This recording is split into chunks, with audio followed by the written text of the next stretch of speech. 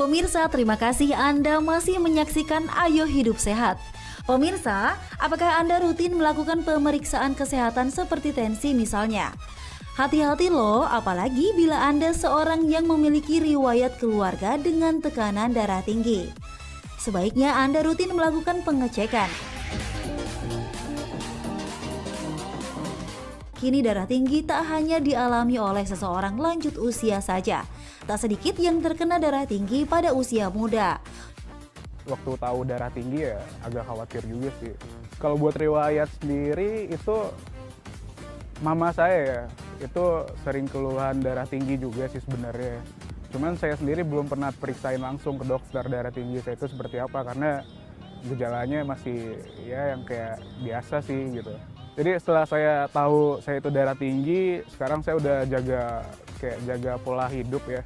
Waktu istirahat juga udah saya batasin lagi, istilahnya nggak banyak begadang lagi sekarang. Makanan juga saya udah memperhatikan gitu kan, nggak makan yang aneh-aneh lagi sih sekarang gitu.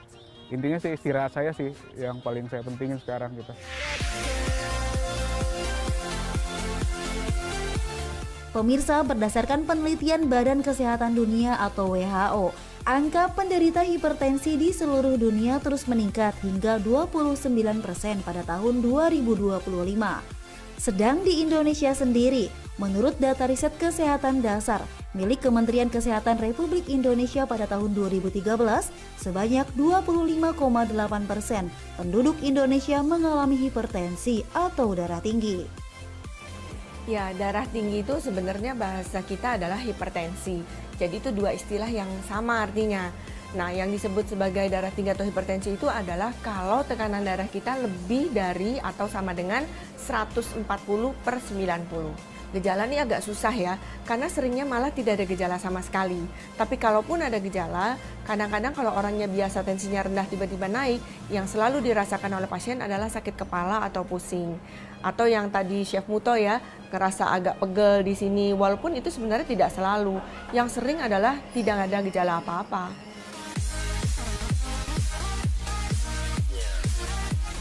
Pemirsa, fakta atau mitos ya kalau konsumsi garam berlebih bisa sebabkan seseorang terkena darah tinggi?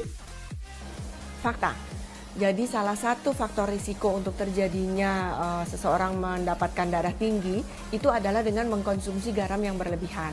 Harusnya orang mengkonsumsi garam itu tidak lebih dari 1 sendok teh. Kalau ukuran gramnya kira-kira 5 gram atau 2000 natrium.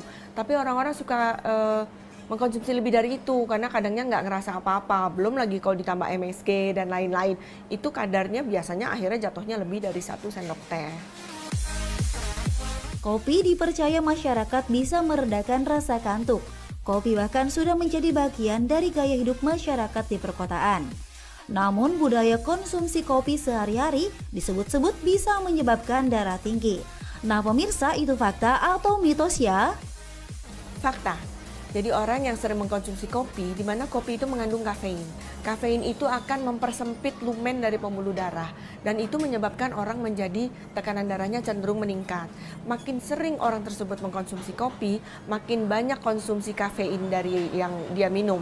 Sehingga seseorang yang sering mengkonsumsi, akhirnya memang bisa terjadi darah tinggi.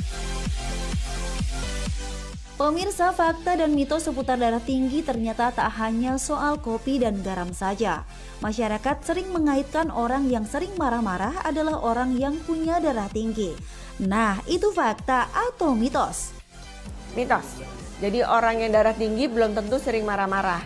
Kebalikannya, orang yang marah-marah juga belum tentu itu darah tinggi. Tetapi secara normal, orang yang dalam kondisi emosi itu tensinya memang akan meningkat.